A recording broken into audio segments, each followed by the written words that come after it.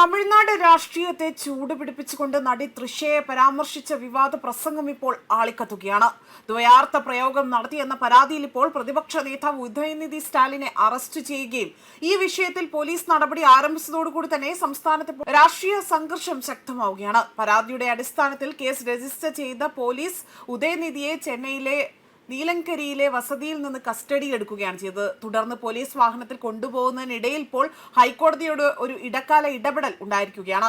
കേസിൽ മുൻകൂർ ജാമ്യം ആവശ്യപ്പെട്ടുകൊണ്ട് ഉദയനിധി ഹൈക്കോടതിയെ സമീപിച്ചതിനെ തുടർന്നുകൊണ്ട് ഉച്ചയ്ക്ക് 12 മണിവരെ അറസ്റ്റ് ചെയ്യാൻ പാടില്ല എന്നതായിരുന്നു കോടതി ഉത്തരവിട്ടത്. ഇതിനിടെ തന്നെ ചെന്നൈ സിറ്റി പോലീസ് കമ്മീഷണർ അമൽ രാജും സംഭവ സ്ഥലത്തെത്തിക്കൊണ്ട് സ്ഥിതിഗതികൾ നേരിട്ട് തന്നെ വിലയിരുത്തി.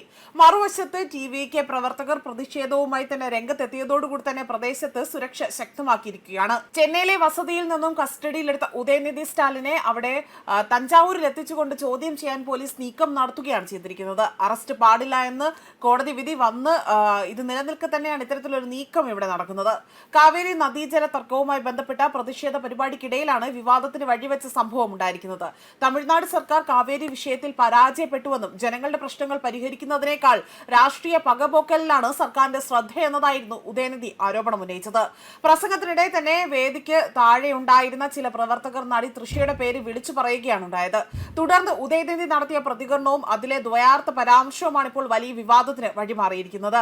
വിവാദം ശക്തമായതോടുകൂടി തന്നെ താൻ ഉദ്ദേശിച്ചത് കാവേരി നദിയെക്കുറിച്ചാണ് എന്നും മറ്റൊരർത്ഥത്തിലും പറഞ്ഞതല്ല എന്നതായിരുന്നു ഉദയനിധി പിന്നീട് വേദിയിൽ തന്നെ വിശദീകരണം നടത്താനായി തന്നെ ശ്രമം നടത്തിയത്. എന്നാൽ വീഡിയോ ദൃശ്യങ്ങൾ സമൂഹ മാധ്യമങ്ങളിൽ വ്യാപകമായി തന്നെ പ്രചരിച്ചതോടുകൂടി തന്നെ വിമർശനം കനക്കുകയും ടിവിക്ക് പരാതി നൽകുകയുമാണ് ചെയ്തത്. അതുമാത്രമല്ല, അതിന്റെ അടിസ്ഥാനത്തിൽ കൂടിയാണ് ഇപ്പോൾ പോലീസ് കേസ് രജിസ്റ്റർ ചെയ്തതും ഇത്തരത്തിൽ അദ്ദേഹത്തെ അറസ്റ്റ് ചെയ്യാനുള്ള നടപടികൾ സ്വീകരിച്ചത്.